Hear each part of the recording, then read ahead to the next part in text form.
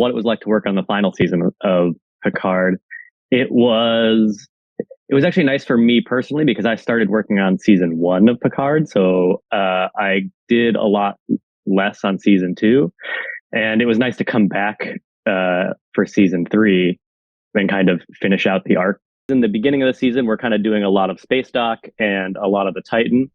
And then as we go through, we pick up the Shrike, and as we go, we're kind of working on the Changelings as well. So that would be, a lot of the space dock and the Titan and the ship work. That's all kind of like hard surface and lighting and animation. We were given a lot of previs by the client, and we were kind of matching to that for most of the anim. So it was kind of just how can we sweeten that a little bit and how can we make that a little more polished for final, and then doing the lighting and the layouts for those shots as well, and then taking those to final comp.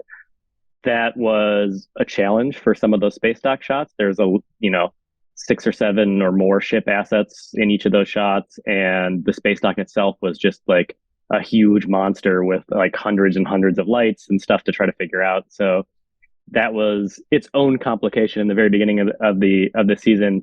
On top of that, we get the intro of the Shrike. I think the fun thing about the Shrike was that that's such a unique looking ship with its knife-like arms that are kind of coming off the side of it. And we had a really great time kind of making camera moves and lighting for those shots that really tried to sell how menacing that ship was. Like, that was the first time we were seeing sort of the villain in the season, and she is really represented by the look and feel of that ship. And all of the shots where we kind of first start to see the Shrike and we see it kind of prowling around the Titan were a lot of fun because you're kind of telling a story with, visually how you're lighting and how you're laying out those shots.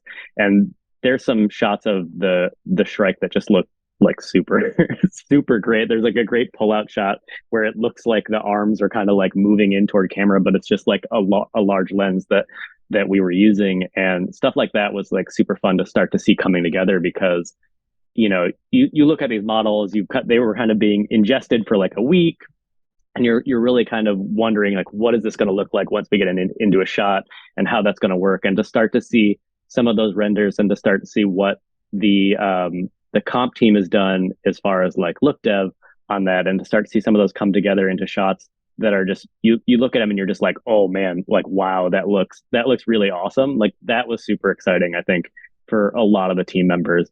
For us, I think the hard part was done by the client for a lot of the ships, and we were given either final models or in progress models for a lot of those. I think when it came to the work our team did, it was really referencing all of the older Trek shows and working with the client to figure out which parts of those we wanted to take into season 3 and which ones we wanted to maybe avoid.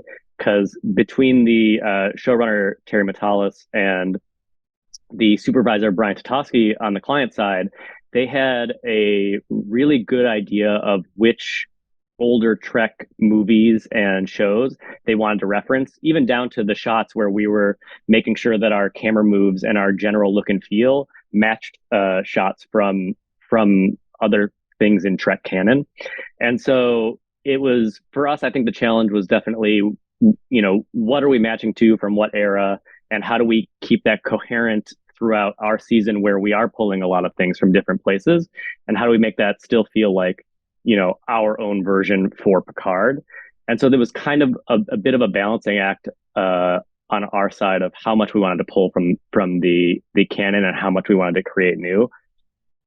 And it really helped us to have, we had a really large wiki page with a lot of YouTube clips and videos from the older movies and the shows that we could use as reference for how do we want to do the lighting in the space dock scenes, and how do we want to do the lighting on the ships, what colors, what kind of angles, what kind of throw we want on the lights, and how do we kind of make it feel like, to some degree, make it feel like we're shooting models as opposed to making CG spaceships. And so we took a lot of that stuff, and then our comp supervisor also brought in his own eye, maybe a little more of the J.J. Abrams style Star Trek. And so we had a nice mix of stuff that we could pull from the stuff that was older and the stuff that was newer and kind of throw that together into something that we felt maybe paid homage to a lot of those while feeling like its own thing for Picard season 3 as well. I think that for at least for the appearance part of the changelings, we drew on a lot of uh, the older changelings as inspiration while trying to update it to maybe give it a more organic feel for Picard. And so that's kind of where we ended up with what the clients were calling maybe skin and fat kind of feel to it, and what we internally were calling our pizza sauce and pizza cheese, if you look at it. And so we were able to update the look at least that way, and then from there it was kind of just trying to figure out how we make the movement feel intentional, because when you just have like a giant melted blob of goo on the ground, how do you make that feel like it still is trying to get into the vent, or it's trying to run away from people shooting phasers at it. And so it was kind of trying to figure out how you make that thing move like it's still a creature and not just a blob of slime or glue or goo. And I think that was kind of different from shot to shot. When we see the changeling melt in the chair, he kind of loses control because he can't hold his form. So there's maybe a little less intention in the very beginning, but then he really wants to run away. So we kind of were making layers of the goop start to roll over itself, still kind of staying as one ball. So it felt like it was one creature, but really giving us the kind of directionality that we wanted the viewer to see and how they're moving. And we kind of see the same thing in the vent when he kind of is like sucking himself through the vent. He's staying mostly as one blob. There's some little pieces flying around, but you're really kind of seeing that movement from more of like the center of the blob. And then it's the same thing for the scene where it's trying to escape up the other vent as they're shooting the phasers at it, which was like we really wanted to move quickly and not feel too like awkward, because it's just a blob that's moving. And so you want to make sure that it has just sort of this intentionality to the way that it's moving. So there's like a center of mass, and there's everything kind of rolling around that center of mass to kind of make it feel like you know there's a creature in there. And so we kind of had to go back and forth with how that was, how much it was going to stretch and how much it was going to contract as it was doing things. Like if it stretches out too much, then it starts to feel a little bit less like a being and a little bit more like a slime trail. And we definitely didn't want that. And how much breakup there's going to be if there was too many pieces, or if we had maybe moved it into, 2 or 3 chunks, that doesn't really feel right, because the changelings, it's supposed to be like one, for all intents and purposes, it's supposed to be one being that is making that single blob. So you wanted to keep it as singular as possible. And then how do you get that feel into, a shot where it's just changing between two people and it's moving really quickly?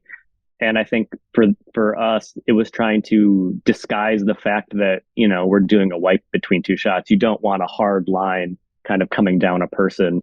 And so the exploration there was how do we do that transition? And I think what we settled on was we have kind of some leading bubbling and some distortion on the individuals that are going to change, that kind of starts to cue you in that something is going to happen. And then in various patches around them, so maybe it starts at their head, but it also is starting at their side, or maybe their arm and their leg. It starts to go from there and sort of bleed into the full body reveal. And we were always trying to be conscious of keeping showing enough of it without kind of going full changeling or full human at any point, because that kind of kills the gag. So it was kind of finding a way to blend the dissolve, so we could make those line up, but also like lighten the load on our end. We had like a clean plate. We had our first person, and then we had our second person, and those people didn't always line up correctly. So luckily for us, we added the sort of distortion and bubbling layer, which gave us a center form that we could match each of our people to on either end. So we never had to have our heads be in exactly the same place, because we could distend that center section out and then go back to the new spot. And it just kind of helped us blend between two plates that didn't necessarily line up with one another, and still give us this kind of really active, interesting feel in the middle of the change, so it didn't feel like just a straight wipe. You look at the original Changelings, and they're very, it feels like they're a mishmash of ideas that maybe are limited by the technology of the time, as far as what they could make those look like and why. And I think, at least for our team internally, we wanted to, like I said, try to ground those in reality just a little bit. So I think maybe that's why we leaned into making them feel more real than we had seen previously, just so we kind of use that logical through line a little bit more than we had previously. For the final episode, but really it's more like the final two episodes, we took care of all of the external Borg cube shots. So sort of the climax of everything is a battle between the Enterprise and the Borg cube, and they find the Borg cube inside of Jupiter's like red spot. And so we got to pick up the older, like iconic Enterprise and ingest that and do some shots with that, which is great. Again, really exciting for everybody on the team who was like a big fan and really wanted to work with some of those older assets. That was a really fun one. And for the Borg cube, which we did do the design of, we were able to reference both the artwork that was supplied by the client, as well as the Borg cubes we've seen in the previous movies and shows. Again, using our sort of database of old Star Trek to reference for look and feel, and where do the phasers come from? What do those look like? But as well as going back to season one and looking at the work that was done on the Borg cube there, and seeing how much we could pull from that, because we were using a lot of the same elements to build our cube. And so I think, again, just kind of having both the reference library, but also the librarians in the form of our CG Soup and our producer to kind of comb through and know exactly, hey, I know which episode these are from. We should definitely reference that. Or I know exactly the shot that they're trying to go for in this, so let's look at that for where we're going, was really helpful in kind of pulling a sort of cohesive, creative feel for us in Outpost, like using kind of all the members of our team. So we were trying to like make sure that we sell the scale of the Borg cube, which for us meant making sure our trenches were the right size, making sure that the lighting distribution throughout the cube was correct, and obviously that the Greeble size was good too, because I think we were basing that off of the original Borg cube that was built for season one with a lot of updates. So it was kind of the same idea, but taking it in a slightly more complex direction to make sure that we were selling something that was 15 times the size of the original one, which actually turned out really good.